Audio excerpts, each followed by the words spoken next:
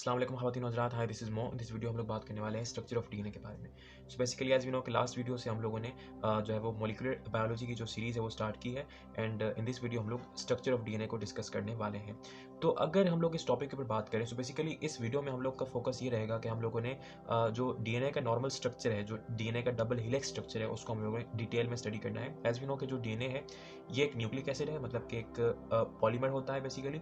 और जिस तरह से हर पॉलीमर का एक मोनोमर होता है, डीएनए का भी मोनोमर आपके पास होता है, जिसको आप लोग न्यूक्लियोटाइड कहते हैं। फिर हम लोग न्यूक्लियोटाइड के स्ट्रक्चर को फर्स्ट ऑफ ऑल डिस्कस करेंगे और फिर हम लोग जो है वो उसके बाद आस्ते आस्ते हम लोग स्टेप वाइज जो है वो उस स्ट्रक्चर को लेंथन करते करते जितनी भी डिटेल्स रास्ते में आएंगी until the double helix structure, और फिर जो आपके पास डीएनए की डिफरेंट किस्म की फॉर्म्स होती हैं, for example A form, B form, Z form, उसको भी हम लोग हल्का सा इंट्रोड्यूस कर देंगे इस वीडियो के एंड में। तो अब आइए बगैर किसी तरह के डिस्कशन को स्टार्ट करते हैं। तो बेसिकली एज वी नो कि आपके पास जो बायोमोलिक्यूल्स होते हैं उनमें से एक आपके पास जो लास्ट वाला आपके पास बायोमोलिक्यूल होता है जो कि बायोकेमिस्ट्री के एंड में है, which is nucleic acids. Nucleic acid. तो न्यूक्लिक एसिड की बेसिकली लिविंग सिस्टम में दो किस्म की टाइप्स होती हैं। First of all is deoxy ribo nucleic acid, जिसको आप लोग डीएनए कहते हैं। Deoxy ribo nucleic acid. और जो आपके पास दूसरी टाइप का न्यूक्लिक एसिड होता है उसको आप लोग आरएनए यानी कि राइबो न्यूक्लिक एसिड कहते हैं। यानी कि we have two types of nucleic acid, DNA and RNA. अच्छा, अगर बात करें न्यूक्लिक एसिड के बारे में तो याद रखिएगा कि जो आपके पास न्यूक्लिक एसिड है, एज वी नो के क्या आपके पास न्यूक्लिक एसिड भी हर बायोमोलिक्यूल की तरह ये एक खास किस्म का पॉलीमर होता है। क्या है? Polymer. And as we know के every polymer has its monomer. Monomer. आप लोग ये कहेंगे कि we have two types of nucleic acid, DNA and exactly RNA. और जिस तरह से दो टाइप्स के आपके पास न्यूक्लिक एसिड्स हैं, उसी तरह से अगर दो टाइप्स हैं न्यूक्लिक एसिड की, तो इसी तरह से इसके मोनोमर की भी दो टाइप्स होंगी। उसको भी हम लोग आगे जाके डिस्कस करेंगे, लेकिन याद रखिएगा we have two types of monomers in the case of nucleic acid because we have two type of nucleic acid. अच्छा, अगर इस न्यूक्लिक एसिड के ऊपर मजीद बात करें तो याद रखिएगा कि ये जो आपके पास पॉलीमर है, ये आपके पास एक खास किस्म का हेटेरोपॉलीमर है। Heteropolymer. Heteropolymer. As far as polymerization is concerned in chemistry, याद रखिएगा we have two types of polymers, heteropolymer and homopolymer. Homopolymer का मतलब ये होता है कि जिसके जितने भी मोनोमर्स हैं, मतलब कि जो मोनोमर्स हैं, ठीक है, वो सेम हो। सेम। फॉर एग्जांपल आपने स्टार्च का नाम सुना होगा। स्टार्च जो कि आपको आटे में, जो कि आपको चावलों में मिलता है। तो ये जो आपका स्टार्च है, it's a special kind of polymer sugars के अंदर। इसको आप लोग होमोपोलीसेकेराइड कहते हैं। तो जो स्टार्च है उसका जो मोनोमर है वो है आपके पास ग्लूकोज, यानी बहुत सारे आपके पास ग्लूकोज आपस में मिलते हैं और आपको स्टार्च बना के देते हैं। ठीक है, यानी कि इसके जितने भी मोनोमर्स हैं वो सब ग्लूकोज के मोलिक्यूल है, मतलब कि alpha D glucose combined to each other and they form starch. लेकिन आपके पास दूसरी आपकी जो आपके पास पॉलीमर की टाइप है, जिसको आप लोग हेटेरो पॉलीमर कहते हैं। For example proteins. आपको पता है कि जो आपके पास प्रोटीन के जो आपके पास मोनोमर्स होते हैं अमाइनो एसिड, एंड आपके पास लिविंग सिस्टम में 20 कॉमन टाइप्स के अमाइनो एसिड हैं, यानी जितने भी आपके पास प्रोटीन्स हैं वो 20 डिफरेंट अमाइनो एसिड से मिलकर बने हुए हैं, यानी उनके मोनोमर्स डिफरेंट हैं। 20 different types, right? तो every polymer whose monomers are different from one another, nature के अंदर, स्ट्रक्चर के अंदर, तो उस किस्म के पॉलीमर को आप लोग हेट्रोपॉलीमर कहते हैं। इसी तरह से जो आपके पास न्यूक्लिक एसिड है, it's also a type of heteropolymer. अच्छा, अब इसके जो मोनोमर है वो किस तरह से आपस में से एक दूसरे से डिफर करते हैं, उसको हम लोग थोड़ी देर बाद डिस्कस करें तो बेहतर है। अच्छा, एक और बात इस मतलब कि nucleic acid as a polymer की ये है कि ये जो आपके पास पॉलीमर है ये लीनियर पॉलीमर है, मतलब कि लीनियर, मतलब कि इसकी कोई ब्रांच नहीं है, नो ब्रांच, स्ट्रेट स्ट्रक्चर्स। अच्छा, तो यहाँ तक थोड़ा सा हमारा जो आपके पास पॉलीमर के आपके पास कुछ कैरेक्टरिस्टिक थे। एक तो ये हेट्रो पॉलीमर है, फिर ये लीनियर है, मतलब मैं इसके अंदर ब्रांचेस नहीं है। अब आइए इसके मतलब जो आपके पास मोनोमर्स हैं उसको हम लोग डिस्कस करते हैं। एज वी नो के we have two types of nucleic acid ना, डीएनए, ठीक है, एंड आरएनए। अच्छा, न्यूक्लिक एसिड के जो आपके पास मोनोमर्स होते हैं उनको हम लोग एक खास नाम देते हैं, वी कॉल्ड इट न्यूक्लियोटाइड्स। हम लोग क्या कहते हैं इनको? न्यूक्लियोटाइड्स। न्यूक्लियो टाइड्स, ये इनके मोनोमर का जनरल नाम है। अच्छा, अगर वो न्यूक्लियोटाइड्स डीएनए का मोनोमर होगा तो हम लोग उसको कहेंगे डीऑक्सी न्यूक्लियोटाइड। हम लोग क्या कहेंगे? Let me right with the red one, deoxy nucleotide. Deoxy and exactly deoxy, sorry, ribo nucleotide. Deoxy ribo nucleotide. Nucleotide. Because जो आपके पास डीएनए है उसकी फुल फॉर्म क्या है, डीऑक्सी राइबो न्यूक्लिक एसिड ना। इसी तरह से जो इसका न्यूक्लियोटाइड होगा, मतलब जिसका मोनोमर होगा वो क्या होगा, डीऑक्सी राइबो न्यूक्लियोटाइड। इसी तरह से जो आपके पास आरएनए है इसकी फुल फॉर्म क्या होगी exactly, ribo nucleotide, simply ribo nucleotide. इसका जो मोनोमर होगा, मतलब इसका जो आपके पास न्यूक्लियोटाइड होगा, इट इज राइबो न्यूक्लियोटाइड। अच्छा, इसके आपके पास नेचर में, मतलब कि इसको जब हम लोग रिप्रेजेंट करते हैं खासतौर पर डीएनए रिप्लिकेशन के वक्त, तो हम लोग इनको स्मॉल, मतलब के स्मॉल स्मॉल नाम से, जिसको हम लोग एक्रोनेम कहते हैं, उससे रिप्रेजेंट करते हैं। तो RNA will be represented as are,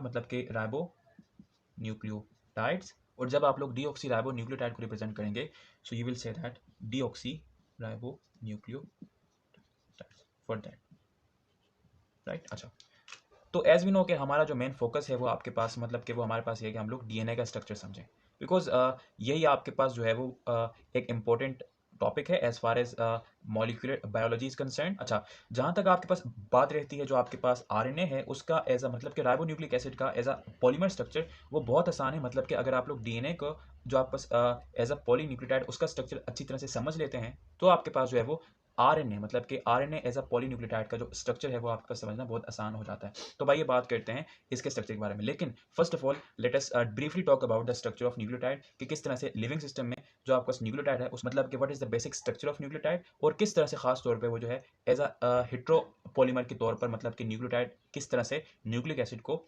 heteropolymer बनाते हैं, मतलब कि what are the different types of nucleotide also. तो first of all let me erase that. So first of all, we are discussing what? We are discussing the structure of your nucleotide.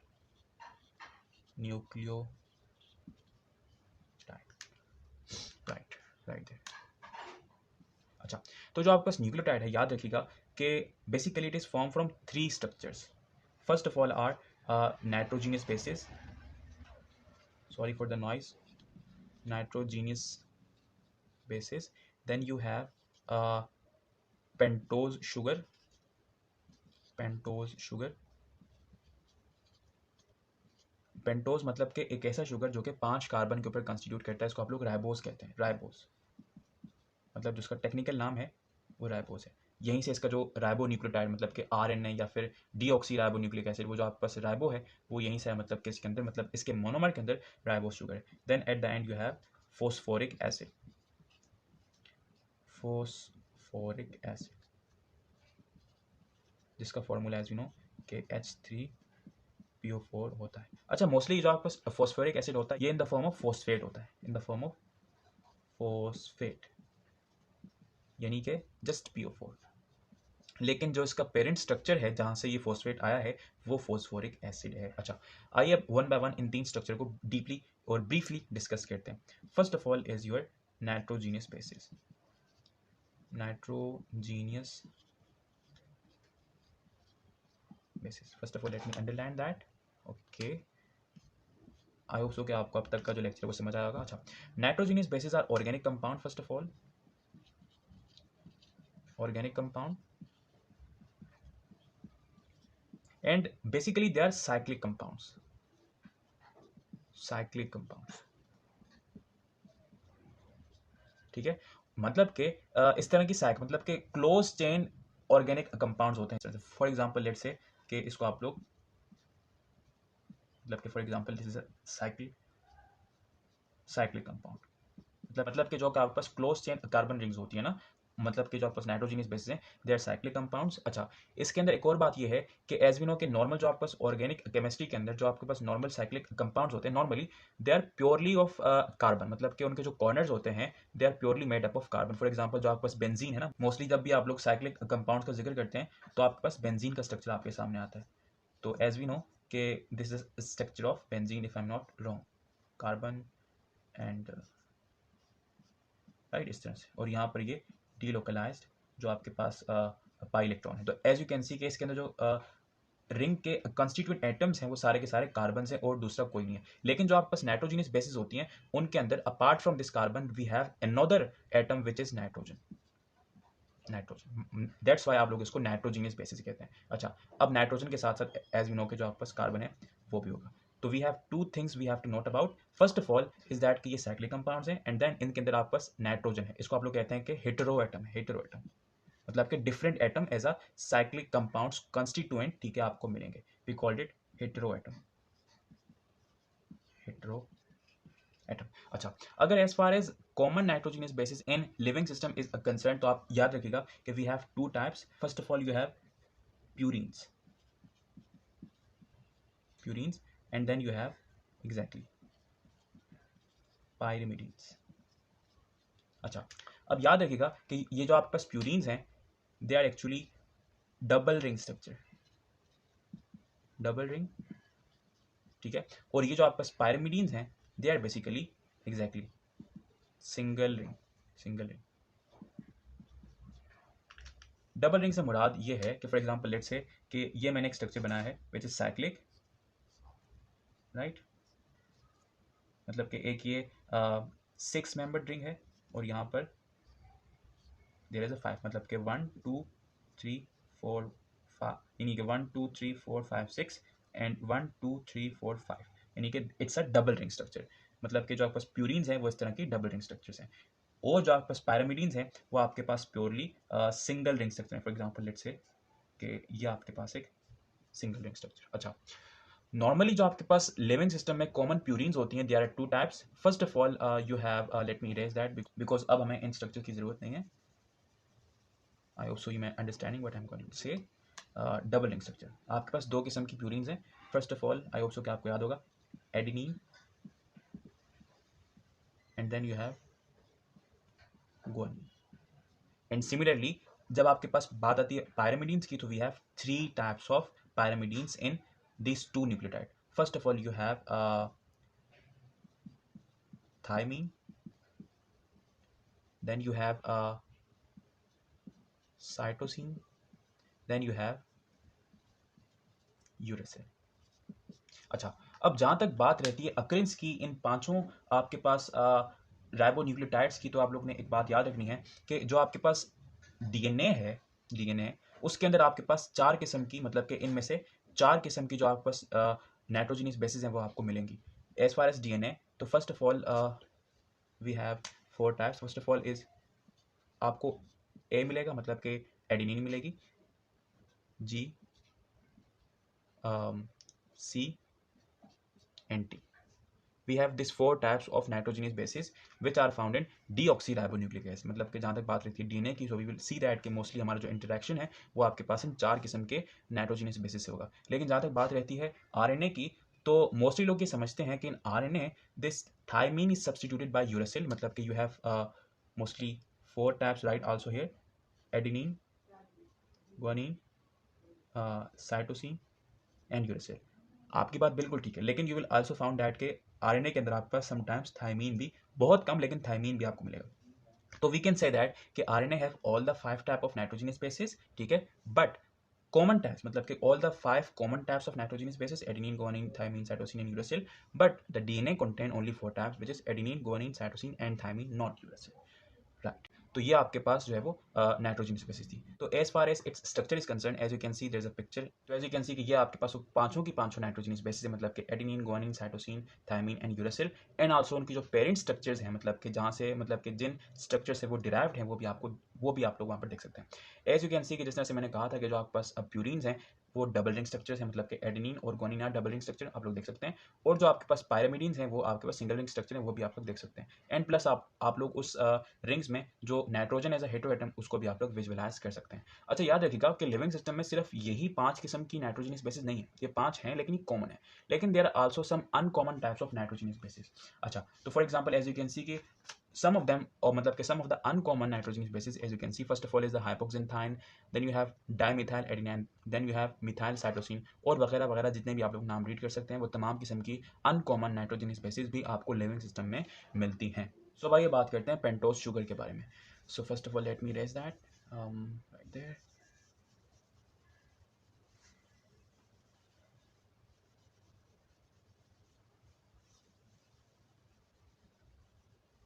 I hope so कि आपको सब कुछ समझ आ रहा होगा but I have said until yet, and now we have exactly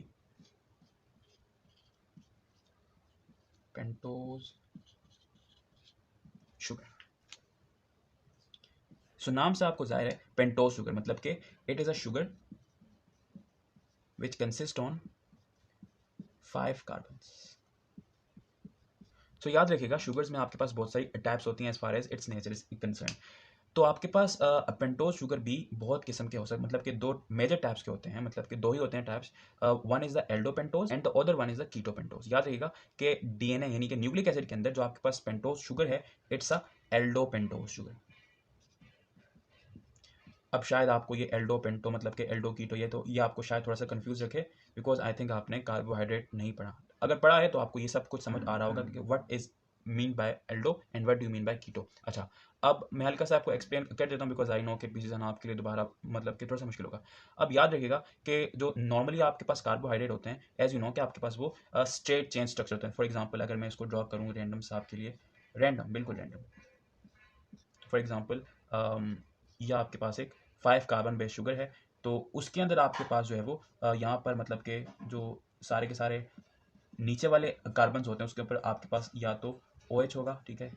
इस तरह से मैं बिल्कुल रैंडम ड्रॉ कर रहा हूँ, इनकी ओरिएंटेशन डिसाइड करती है कि इनकी जो नेचर है वो कौन सी होने वाली है। फॉर एग्जांपल ग्लूकोज की अलग इस तरह की ओरिएंटेशन होती है OH की, और जो आपके पास ऑयल शुगर्स होते हैं for example xylose, for example galactose, उसकी अलग ओरिएंटेशन होती है राइट देयर। अच्छा, मैं इस स्ट्रक्चर को कंप्लीटली एक्सप्लेन नहीं कर सकता बिकॉज ये न्यूक्लिक एसिड है, कार्बोहाइड्रेट नहीं ना।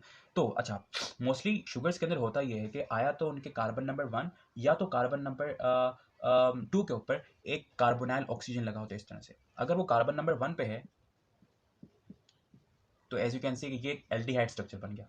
तो अगर ये इस तरह का शुगर होगा तो इसको आप लोग एल्डोपेंटोज कहेंगे। और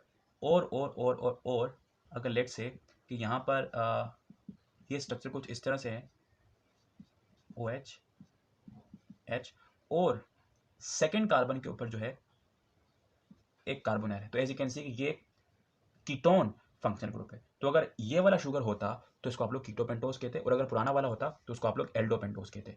तो याद रखिएगा कि जो आपके पास पेंटोज शुगर होता है आपके पास न्यूक्लियोटाइड के अंदर, वो इस तरह का एल्डोपेंटोज होता है। अच्छा, अब नॉर्मली ये जो स्ट्रक्चर है ये अगर आप लोग बिल्कुल स्पेस में रखें तो आपको बिल्कुल स्टेबल देता है, मतलब कि तब ये स्ट्रक्चर बिल्कुल स्टेबल है। लेकिन जहाँ तक बात आती है कि लिविंग सिस्टम की, which is constitute on 70 to 90% of water, तो ये स्ट्रक्चर थोड़ा सा अनस्टेबल हो जाता है, और वो जो आपके पास ये वाला स्ट्रक्चर है वो अपने आप को एक साइक्लिक स्ट्रक्चर में कन्वर्ट कर देगा। तो याद रखिएगा कि aldopentose inside the sugar, you will always observe that कि वो आपका साइक्लिक होगा, साइक्लिक शुगर, जिसका स्ट्रक्चर हम लोग थोड़ी देर में विजुअलाइज करेंगे राइट। अच्छा, one thing should be remember कि एज आई सेड दैट कि उसकी जो हाइड्रोक्साइल की ओरिएंटेशन होती है ऑन दैट कार्बन चेन, वो डिसाइड करती है कि जो आपके पास पेंटोज शुगर है वो कौन सा होने वाला है। तो याद रखिएगा कि ये जो आपके पास पेंटोज शुगर है वो आपके पास एक खास किस्म का होता है, उसको आप लोग कहते हैं राइबोज। राइबोस। अच्छा, so as you can see this is a structure of a ribose sugar, cyclic aldopentose ribose sugar, ठीक है। और इसके अंदर इसकी तमाम ओरिएंटेशन, मतलब कि इसके जो आपस OH का जो ओरिएंटेशन है ऑन द कार्बन, आप लोग वो देख सकते हैं। This is the structure of ribose sugar. अच्छा, अब यहाँ पर एक बहुत ही इंपॉर्टेंट बात है, वो ये है कि याद रखिएगा कि जो नॉर्मली आपके पास डीएनए होता है, बिकॉज अब हम लोग जो जिस न्यूक्लियोटाइड को डिस्कस कर रहे हैं, because it is with respect to structure of DNA ना, तो हम लोग डीएनए का न्यूक्लियोटाइड जिसको आप लोग डीऑक्सी मतलब कि डीऑक्सी राइबो न्यूक्लियोटाइड कहते हैं उसको डिस्कस करेंगे। तो नॉर्मली जो आपके पास राइबोस शुगर होता है, ठीक है, इनसाइड डीएनए, मतलब कि इनसाइड डीऑक्सी राइबो न्यूक्लियोटाइड, उसको हम लोग डीऑक्सी क्यों कहते हैं, मतलब कि डीऑक्सी राइबो न्यूक्लियोटाइड क्यों कहा जाता है बेसिकली। तो याद रखिएगा कि इनसाइड डीऑक्सी राइबो न्यूक्लियोटाइड या इनसाइड डीएनए जो आपके पास राइबोस शुगर होता है राइट, उसके जो आपके पास कार्बन नंबर 2 होता है, carbon number 2 of ribose sugar, जहां पर एक OH ग्रुप लगा होगा ना, as you have seen, as you can see this picture, यहाँ पर कार्बन नंबर 2 के ऊपर एक OH लगा हुआ है। Inside this pentose sugar, inside nucleotide of DNA, ये जो आपके पास OH है, it is going to be substituted by, मतलब कि it is going to be substituted by a simple hydrogen, मतलब कि वहां पर OH होता है ना, this OH is going to be substituted by hydrogen. तो यहाँ से इन शॉर्ट एक ऑक्सीजन का रिमूवल हुआ। सो दैट्स वाई आप लोग इसको कहते हैं डीऑक्सी। क्या कहते हैं? डीऑक्सी, मतलब कि removal of oxygen, deoxy. So that's why आप लोग इसको डीऑक्सी राइबो कहते हैं, यानी कि इससे एक ऑक्सीजन निकल गया। As you can see the picture of deoxy ribose sugar. तो इसके अंदर जो कार्बन नंबर 2 है उसके ऊपर जो एक OH था, it is substituted by a single hydrogen atom. तो याद रखिएगा कि इनसाइड डीऑक्सी राइबो न्यूक्लियोटाइड या इन शॉर्ट इनसाइड डीएनए जो आपके पास राइबो शुगर होता है उसके न्यूक्लियोटाइड का, उसके मोनोमर का, उसके कार्बन नंबर 2 के ऊपर जो OH होता है, it is substituted by exactly a single hydrogen atom. अच्छा, अब याद रखिएगा, अब हम लोग न्यूक्लियोटाइड का जो स्ट्रक्चर है उसको आस्ते आस्ते बनाने की कोशिश करते हैं। तो याद रखिएगा इनिशियली होता कुछ यूं है कि फर्स्ट ऑफ ऑल अब हम लोगों ने नाइट्रोजनस बेसिस और पेंटोज शुगर का स्ट्रक्चर समझ लिया। अच्छा, तो होता कुछ यूं है कि एट फर्स्ट जो आपके पास पेंटोज शुगर होता है, पेंटोज शुगर, उसके कार्बन नंबर 1 पर आके अटैच होती है आपके पास नाइट्रोजीनियस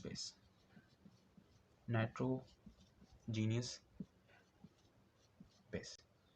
और ये जो इनकी अटैचमेंट होती है ये वाया ग्लाइकोसाइडिक बॉन्ड होती है। कौन सी बॉन्ड? Glycosidic bond. और जब पेंटोज शुगर का कार्बन नंबर 1 नाइट्रोजनस बेस के साथ अटैच करता है वाया ग्लाइकोसाइडिक बॉन्ड, तो आपके पास एक स्ट्रक्चर बनता है। उस स्ट्रक्चर को आप लोग कहते हैं न्यूक्लियोसाइड। आप लोग क्या कहते हैं? न्यूक्लियोसाइड।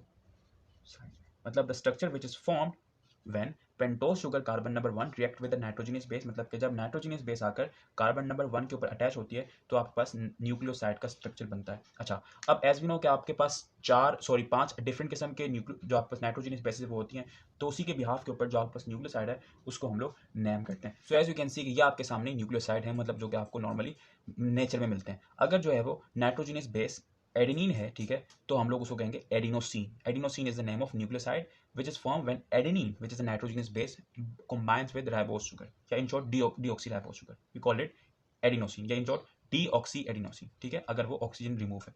अच्छा, अगर जो आपके पास नाइट्रोजनस बेस है वो ग्वानिन है और वो अटैच है विद पेंटोज शुगर या फिर राइबोज शुगर, उसको आप लोग कहते हैं guanosine. Then you have thymidine if nitrogenous base is thymine, and similarly you have cytidine if you have nitrogenous base which is cytosine. ठीक है, और इसी तरह से अगर नाइट्रोजनस बेस यूरासिल होगा तो उसका जो नेक्स्ट होगा वो आपके पास यूरिडीन होगा, राइट। तो यहाँ तक आपने आधा जो आपके पास नाइट्रोजनस बेस और पेंटोज शुगर, मतलब आधा जो आपके पास न्यूक्लियोटाइड का स्ट्रक्चर है वो आपने बना दिया। देन एट द एंड, मतलब कि at last we have phosphoric acid यानी कि H3PO4। अगर मैं इसका स्ट्रक्चर ड्रॉ करने की कोशिश करूँ so it's look something like that कि फॉर एग्जांपल सेंट्रल में phosphate, then we have an oxygen, double bonded oxygen, एक तरफ OH एंड सिमिलरली यहाँ पर भी OH एंड सिमिलरली यहाँ पर भी OH। So as you can see के P मतलब कि 1P 4 oxygen and 3 hydrogen H3PO4। This is the structure of phosphoric acid. तो याद रखिएगा कि अब आपका जो न्यूक्लियोसाइड बन गया है, अब इसके साथ फर्दर ये होगा कि आकर फॉस्फेट यानी कि फॉस्फोरिक एसिड अटैच होगा और उसकी जो अटैचमेंट होगी वो कुछ इस तरह से होगी। याद रखिएगा ये जो स्ट्रक्चर है, this one pentose sugar plus nitrogenous base, it is known as nucleoside. When this nucleoside combines with phosphoric acid, तो उसका जो स्ट्रक्चर होगा उसको आप लोग कहेंगे न्यूक्लियोटाइड। तो late me erase that because अब हमें इसी स्ट्रक्चर में जो है वो फॉस्फेट को ऐड करना है। तो याद रखिएगा कि अब जो आपके पास फर्दर स्ट्रक्चर बनेगा वो कुछ यूं बनेगा कि अब जो है वो पेंटोज शुगर के कार्बन नंबर 5, बिकॉज याद रखिए कि पेंटोज के ऊपर 5 कार्बन है, पहले के साथ नाइट्रोजनस बेस ऐड हुई तो क्या बना? न्यूक्लियोसाइड। अब पेंटोज शुगर के कार्बन नंबर 5 के ऊपर जो है वो आकर अटैच होगा आपके पास फॉस्फेट यानी कि H3PO4, जिसको आप लोग फॉस्फोरिक एसिड कहेंगे। तो उस नतीजे में जो आपके पास स्ट्रक्चर बनेगा, it is basically the structure of exactly nucleotide. अच्छा, यहाँ पर मैंने ये डिस्कस नहीं किया कि ये डीऑक्सीराइबोज है या फिर ये राइबोज है। आई होप सो कि आपको, मतलब कि simply I am discussing the pentose sugar. अब डिपेंडिंग ऑन के उसके कार्बन नंबर 2 का जो OH है क्या वो सब्सटीट्यूटेड है। अगर सब्सटीट्यूटेड है तो उसको हम लोग एग्जैक्टली डीऑक्सी कहेंगे, और अगर नहीं है तो हम लोग सिंपली राइबोज शुगर कहेंगे। अच्छा, तो ये जो आपका स्ट्रक्चर रिजल्ट हुआ है इसको आप लोग क्या कहेंगे? You called it nucleotide. मतलब कि when nucleosides ribose sugar carbon number 5 combined with H3PO4 it results in nucleotide. अच्छा, ये जो बॉन्ड होता है, मतलब कि जिस बॉन्ड के जरिए से ये जुड़ते हैं, ये तो आपके पास ग्लाइकोसाइडिक बॉन्ड के जरिए से जुड़े थे। अब जिस बॉन्ड से carbon number 5 of pentose sugar combines with H3PO4 उसको आप लोग कहते हैं एग्जैक्टली फॉस्फो ईस्टर बॉन्ड। क्या कहते हैं? Phospho ester bond. अब आइए जरा सा उसके ऊपर फोकस करते हैं कि फॉस्फो ईस्टर बॉन्ड या in short ester bond, it is defined as the bond that forms in between an acid and an alcohol, यानी कि जब भी आपके पास एक एसिड और एक एल्कोहल आपस में रिएक्ट करेगा and as a result a single molecule of water is removed, तो उसके नतीजे में जो आपके पास बॉन्ड बनेगी वो ईस्टर बॉन्ड बनेगी। एज वी नो कि जो आपके पास ईस्टर एक खास किस्म का फंक्शनल ग्रुप होता है जो कि आई थिंक कार्बोक्सिलिक एसिड के रिजेंबल में होता है, और जो आपके पास कार्बोक्सिलिक एसिड का जो COOH होता है, this H is substituted by another carbon, तो वो जो आपके पास बॉन्ड होती है वो ईस्टर बॉन्ड होती है। और याद रखिएगा इसको हम लोग फॉस्फो ईस्टर बॉन्ड इसलिए कह रहे हैं बिकॉज इसके अंदर जो आपके पास एसिड है, जो आपके पास एसिड है वो आपके पास है फॉस्फोरिक एसिड, यानी कि इसके अंदर जो आपके पास एसिड है या इन शॉर्ट जो एक्सेप्टिंग ग्रुप है वो आपके पास फॉस्फेट है, दैट्स वाई इसको हम लोग फॉस्फो ईस्टर बॉन्ड कहते हैं। एंड दिस इज हाउ आपके पास जो है वो ये तीन स्ट्रक्चर जो है वो इन डिफरेंट बॉन्ड्स के जरिए से इन डिफरेंट लोकेशंस पर आपस में मिलकर जो है वो न्यूक्लियोटाइड का स्ट्रक्चर फॉर्म करते हैं। So as you can see this is a complete structure of a nucleotide. As you can see यहाँ पर आपके पास सेंटर में जो है वो एक पेंटोज शुगर है, एक तरफ आपके पास फॉस्फेट लगा हुआ है, दिस इज वाया फॉस्फोइस्ट मतलब के फॉस्फेट, और जो आपके पास शुगर है वो वाया फॉस्फोइस्टर बॉन्ड आपस में अटैच है, और जो आपका शुगर है वो नाइट्रोजनस बेस के साथ वाया ग्लाइकोसाइडिक बॉन्ड अटैच है। एंड दिस इज हाउ जो आपके पास न्यूक्लियोटाइड है वो आपको दिखता है। अच्छा, अगर बात करते हैं डीऑक्सी राइबोन्यूक्लियोटाइड या फिर सिंपल राइबोन्यूक्लियोटाइड, तो as you can see this is a structure of ribonucleotide, मतलब कि सिंपल राइबोन्यूक्लियोटाइड। उसके आप लोग कार्बन नंबर 2 पे देख सकते हैं कि there is no removal oxygen, मतलब कि OH लगा हुआ है। और जो आपके पास दूसरी तरफ डीऑक्सी राइबोन्यूक्लियोटाइड, वहां पर आप लोग देख सकते हैं कि जो आपके पास कार्बन नंबर 2 है इट इज सब्सटीट्यूट, मतलब कि उसका जो OH है it is substituted by single hydrogen. So ये आपके पास डीऑक्सी राइबोन्यूक्लियोटाइड और ये आपके पास सिंपल राइबोन्यूक्लियोटाइड। और यहाँ से आप लोगों ने एक चीज याद रखनी है, एक मेरा कोड वर्ड है विच इज N1P5। क्या है? N1P5।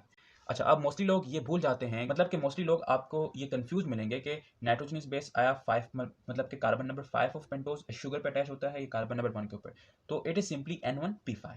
पहले N1 फिर P5, यानी कि पहले नाइट्रोजनस बेस आएगी और वो 1 यानी कि carbon number 1 of pentose sugar पे अटैच होगी, फिर जो आपके पास फॉस्फोरिक एसिड है वो आएगा और अपना जो फॉस्फेट है वो आपके पास पेंटोज शुगर, मतलब कि carbon number 5 of pentose sugar पे आपको मतलब कि अटैच होगा। एंड सिमिलरली ये N1P5 जब आपस में मिलेंगे, मतलब कि N1 nitrogenous base and phosphate and both on carbon number 1 and 5 when attach with the pentose sugar, क्या रिजल्ट होगा? एग्जैक्टली न्यूक्लियोटाइड का स्ट्रक्चर। अच्छा, सो यहाँ पर जो आपके पास न्यूक्लियोटाइड है उसका स्ट्रक्चर कंप्लीट होता है, लेकिन यहाँ पर एक बहुत ही इंपॉर्टेंट पॉइंट है रिगार्डिंग दिस फॉस्फेट, जो कि हमें आई थिंक आगे जाके जब हम लोग पॉलीन्यूक्लियोटाइड को यानी कि डीएनए के स्ट्रक्चर को, यानी कि डीएनए के रेप्लिकेशन को हम लोग स्टडी करेंगे कि किस तरह से जो है वो एक जो आपके पास न्यूक्लियोटाइड है वो दूसरी न्यूक्लियोटाइड से जुड़ता है, तब हमें समझ में आएगा। तो अब आइए उसको डिस्कस करते हैं, लेकिन first of all let me erase that. So अब तक जो हम लोगों ने न्यूक्लियोटाइड का स्ट्रक्चर पढ़ा है वो हम लोगों ने कुछ यूं पढ़ा है ना कि एक होता है पेंटोज शुगर, उसके साथ फर्स्ट ऑफ ऑल ऐड होता है नाइट्रोजनस बेस, ठीक है, और फिर आपके पास ऐड होती है एक अदद फॉस्फेट ग्रुप, यानी कि फॉस्फेट यानी कि PO4। लेकिन याद रखिएगा कि लिविंग सिस्टम में जो आपके पास न्यूक्लियोटाइड्स होते हैं नॉर्मली नेचुरली उनके पास एक फॉस्फेट नहीं होता, बिकॉज अब तो हम लोगों ने सिंपली एक फॉस्फेट की एडिशन की थी ना कार्बन नंबर 5 के ऊपर, लेकिन in nature mostly we have multi phosphate in the nucleotide. We have what? Multi phosphate. अच्छा, आपके पास एक सवाल, मतलब कि एक सवाल है कि what is the energy currency inside living system. आप लोगों ने अक्सर ATP का नाम सुना होगा ना, ATP, इसका फुल फॉर्म क्या था? एडिनोसिन एग्जैक्टली, ये एक न्यूक्लियोसाइड था, यानी कि एडिनोसिन ट्राइफॉस्फेट,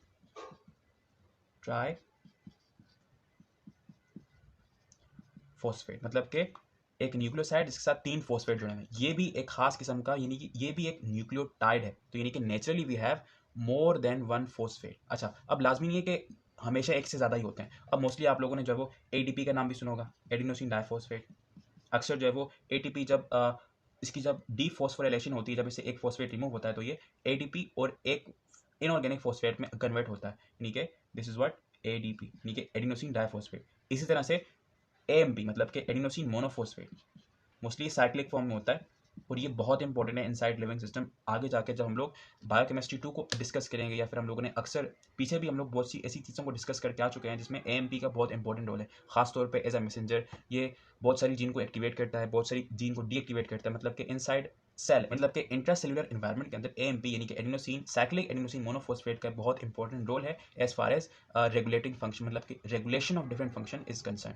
अच्छा, तो यानी कि इन शॉर्ट हमने ये सीखा कि we have more than phosphate mostly inside nucleotide. अच्छा, अब जो है वो अब आप लोग ये कंफ्यूज होंगे शायद कि जो आपके पास फर्दर फॉस्फेट हैं वो आपके पास कहाँ पर अटैच होंगे। अच्छा, अब जो आपके पास फर्स्ट फॉस्फेट था वो तो आपको पता है कि कार्बन नंबर 5 के ऊपर अटैच था। अब जो फर्दर इनकमिंग फॉस्फेट आएंगे या जो आपके पास सेकंड या थर्ड फॉस्फेट होंगे वो भी उसी फॉस्फेट के साथ एज अ चेन में अटैच होंगे, मतलब something like that, because as we know कि ये जो आपके पास था, जो आपके पास पेंटोज शुगर था, it was something like that. ठीक है, यहाँ पर जो है वो आपके पास जो आपकी नाइट्रोजनस बेसिस थी वो यहाँ पे थी, राइट देयर।